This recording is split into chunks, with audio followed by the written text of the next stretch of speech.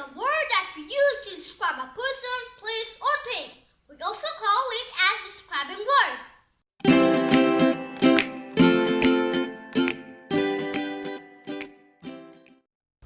Adjectives tell us more about nouns, like their shape, size, color, age, number, taste, and how something feels. For example, a round table, a big tree, a happy boy, a red car, an old man, two brothers, sweet candy.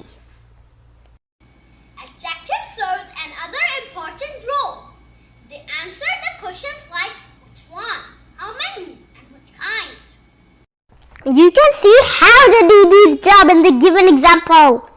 Which cat did you see? It was a gray cat.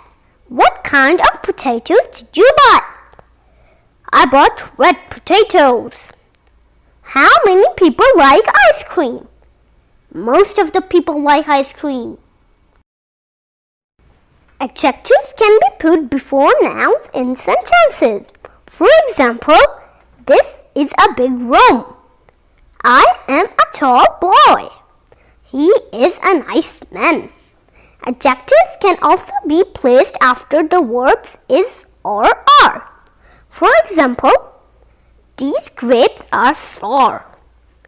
You are thin.